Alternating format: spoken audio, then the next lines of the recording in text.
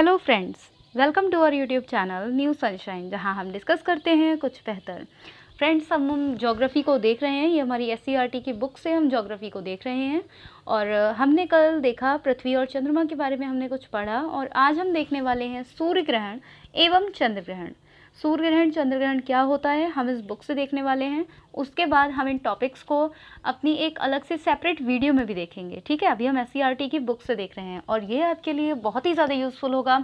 जो भी आपके स्टेट लेवल टेट या कोई भी जो कॉम्पिटिशन्स होते हैं उनमें आपके लिए यूज़फुल होंगी ये वीडियोज़, तो आप बिल्कुल भी इनको मिस ना करें। जितने भी आपके टीचिंग रिलेटेड एग्ज़ाम्स हैं उनमें आपके लिए बहुत ज़्यादा यूज़फुल होंगे। साथ ही हमारा जो यूपी टेट होने वाला है उसमें भी हमारे लिए बहुत ज़्यादा यूज़फुल होंगे। देख लेते हैं हम अपने आज के इस वीडियो को। तो चलिए वीडियो स्टार्ट करते हैं।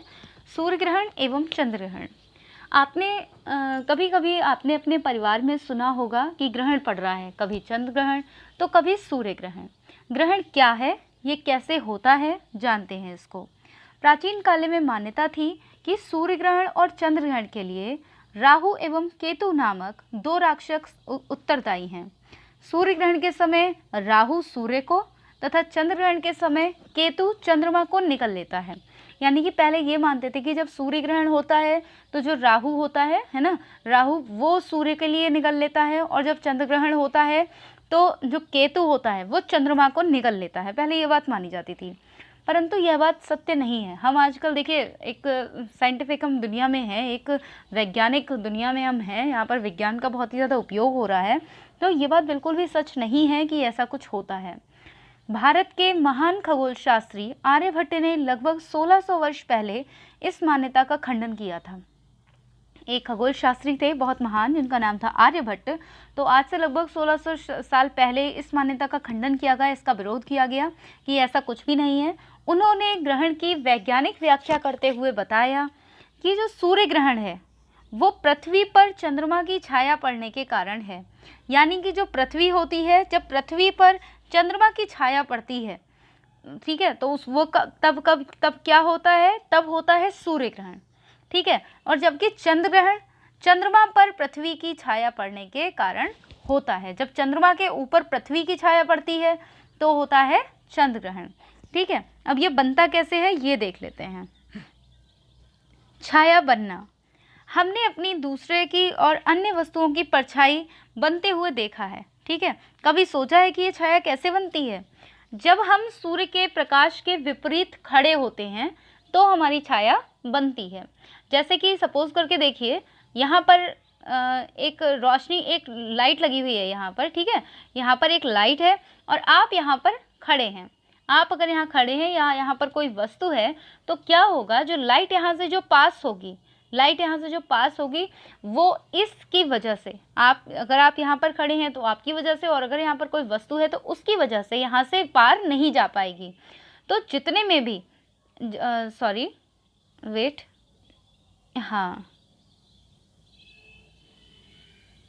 तो जितने में भी ये पिलर है, ये पिलर जो हमने बनाया है, जितने में भी ये पिलर होगा इधर साइड, उतने में लाइट नहीं जाएगी। यानी कि इसकी परछाई कुछ इस तरह से बन जाएगी। ठीक है, इसकी परछाई इस तरह से बन जाएगी। तो ये क्या कर रही है, प्रकाश को रोक रही है। तो यहाँ पर लिखा हुआ है, जब हम सूर्य के प्रकाश में खड़े होते हैं तो विपरीत दिशा में पृथ्वी पर धुंधली काली सी हमारी छाया बनती है। छाया हमारी आकृति के जैसे बनती है, हमारी गति के अनुसार उसका स्थान बदलता रहता है। सुबह, दोपहर और शाम को सूर्य की स्थिति के अनुसार छाया छोटी बड़ी होती रहती है। छाया सदैव अपारदर्शी वस्तु की बनती है, यानी कि जिससे भी पार जो चीज़ ना जा सके उसकी बनती है। इसी प्रकार बल्ब की रोशनी में भी अपनी या किसी अन्य अपारदर्शी वस्तु की छाया बनना देखिए। ठीक है, ऐसा होता ही है और हम सभी जानते हैं इस चीज़ के लिए। तो हमें तो मेन ये समझना, ये था कि छाया कैसे बनती है। हमें ये समझना है कि सूर्य ग्रहण क्या है और चंद्र ग्रहण क्या है, तो हम वो देख लेते हैं। जब सूर्य, पृथ्वी और चंद्रमा एक सीध में आ जाती हैं तब यह स्थिति सिजगी कहलाती है। सिजगी, ठीक है, जब सूर्य, पृथ्वी और चंद्रमा एक सीध में होते हैं, ठीक है, तो उसे क्या कहते हैं, सिजगी। देखिए, ये है पृथ्वी, ये चंद्रमा और ये सूर्य, ये तीनों एक ही स्थिति में हैं, तो इसको क्या बोलेंगे, सिजगी। यह दो प्रकार की होती है, युति और व्युति, युति या और व्युति। तो जब सूर्य और पृथ्वी के बीच चंद्रमा आ जाता है, जब सूर्य और पृथ्वी के बीच चंद्रमा आ जाता है, यानी कि जब ये वाली जब कंडीशन बनती है, इधर पृथ्वी है इधर सूर्य है और इन दोनों के बीच में क्या आ गया, ये आ गया चंद्रमा। जब सूर्य और पृथ्वी के बीच चंद्रमा आ जाता है तो इस स्थिति को युति यानी कि कंजक्शन कहते हैं, युति यानी कि कंजक्शन कहते हैं। और यह अमावस्या को होती है। जो युति होती है वो कब होती है, कंजक्शन कब होता है, अमावस्या को होता है। इस स्थिति में चंद्रमा की छाया पृथ्वी पर पड़ती है जिससे एक सूर्य ग्रहण होता है। समझने वाली बात है फ्रेंड्स कि ये जो चंद्रमा है, क्लियरली देखिए, ये जो चंद्रमा है बना हुआ, जब ये सूर्य के प्रकाश के बीच में पड़ रहा है तो सूर्य का प्रकाश बाधित होगा पृथ्वी तक जाने के लिए। तो चंद्रमा की जो छाया पृथ्वी पर पड़ेगी उससे क्या होगा, सूर्य ग्रहण होगा। ठीक है, यही बात यहाँ पर बताई गई है कि जब सूर्य और पृथ्वी के बीच चंद्रमा आ जाता है तो इस स्थिति को युति यानी कि कंजक्शन कहते हैं। यह अमावस्या को होती है। इस स्थिति में चंद्रमा की छाया पृथ्वी पर पड़ती है जिससे सूर्य ग्रहण होता है। ठीक है, नेक्स्ट देखते हैं। इसी प्रकार जब सूर्य और चंद्रमा के बीच पृथ्वी आ जाती है तो उस स्थिति को व्युति कहते हैं, यानी कि ऑपोजिशन कहते हैं। यह पूर्णिमा को होती है। इस स्थिति में पृथ्वी की छाया चंद्रमा पर पड़ती है जिससे चंद्र ग्रहण होता है। ठीक है, यानी कि समझिए इस चीज़ को फिर से, जब पृथ्वी और सूर्य के बीच में चंद्रमा आ जाता है तो होता है सूर्य ग्रहण, और जब चंद्रमा और सूर्य के बीच में जब पृथ्वी आ जाती है तो होता है चंद्र ग्रहण। चंद्र ग्रहण हमेशा व्युति को मतलब व्युति की स्थिति को कहते हैं और सूर्य ग्रहण कहते हैं युति की स्थिति को। चंद्र ग्रहण जो हमारा होता है वो पूर्णिमा को होता है और सूर्य ग्रहण जो है वो अमावस्या को होता है। ठीक है, ये बातें याद रखने की हैं। तो इसमें क्या होगा फ्रेंड्स, ये जो हमारा जब यहाँ से सूर्य का प्रकाश आएगा, अब क्या हुआ कि पृथ्वी बीच में आ गई है, सूर्य का प्रकाश चंद्रमा तक नहीं जा पा रहा है, बीच में अवरुद्ध कौन कर रहा है, पृथ्वी। तो अब पृथ्वी की छाया पड़ेगी चंद्रमा के ऊपर, पृथ्वी की छाया चंद्रमा पर पड़ेगी तो अब क्या होगा, चंद्र ग्रहण। आई होप आपके लिए समझ में आया होगा। अगर किसी भी तरह की कोई कन्फ्यूजन, कोई डाउट है तो आप कमेंट बॉक्स में कमेंट करके पूछ सकते हैं। ठीक है, और फ्रेंड्स ये तो हमारी रही इसकी बात। अब ये बताइए कि ये जो कभी चंद्रमा इधर है कभी पृथ्वी इधर है ना, तो ये क्यों होता है। तो ये हमारे जो होता है, हमने इससे पहले जो परिक्रमण और परिभ्रमण पढ़ा था। ठीक है, मतलब कि जो चक्कर लगाते हैं ना, चंद्रमा चक्कर लगाता है पृथ्वी का, तो पृथ्वी के चारों तरफ घूमता है अपनी धुरी पर घूमते हुए, तो उसी की वजह से कभी सूर्य के प्रकाश के बीच में कभी चंद्रमा आ जाता है और कभी पृथ्वी आ जाती है। ठीक है, आई होप आपको क्लियर हुआ होगा। सूर्य के बारे में और चंद्रमा के बारे में कुछ और पॉइंट्स देखते हैं। वैज्ञानिकों के अनुसार सूर्य ग्रहण के समय सूर्य से सबसे खतरनाक किरणें निकलती हैं। ये किरणें हमारी आंखों के लिए हानिकारक हैं और हमें अंधा भी बना सकती हैं। इसलिए सूर्य ग्रहण को नंगी आंखों से नहीं देखना चाहिए, यानी कि आपको चश्मे वगैरह पहन के देखना चाहिए, बल्कि इसे वैज्ञानिकों द्वारा निर्धारित विशेष चश्मे पहनकर देखना चाहिए। मानव द्वारा उपग्रह बनाए गए हैं जो पृथ्वी की परिक्रमा करते हैं, इन्हें मानव निर्मित उपग्रह कहा जाता है। मानव निर्मित उपग्रह और कौन कौन से हैं वो देखते हैं।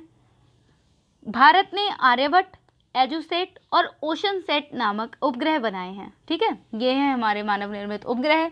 तो ये तो थी हमारी चंद्रमा के बारे में, सूर्य के बारे में सारी कहानी, हमने जो कुछ भी पढ़ा, सूर्य ग्रहण चंद्र ग्रहण था ये। ठीक है, अब आगे ये बस चैप्टर यहीं पर फिनिश है।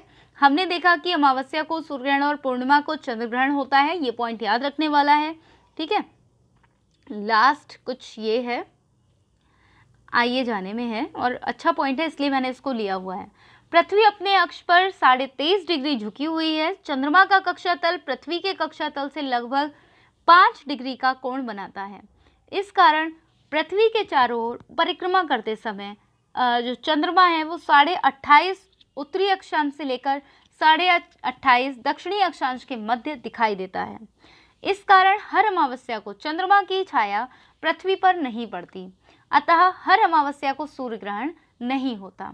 इसी कारण हर पूर्णिमा को पृथ्वी की छाया चंद्रमा पर नहीं पड़ती और हर पूर्णिमा को चंद्र ग्रहण नहीं होता है। तो यहाँ बताया गया है कि हर पूर्णिमा को जो है चंद्र ग्रहण और हर अमावस्या को सूर्य ग्रहण क्यों नहीं होता है वो बताया गया है। ठीक है,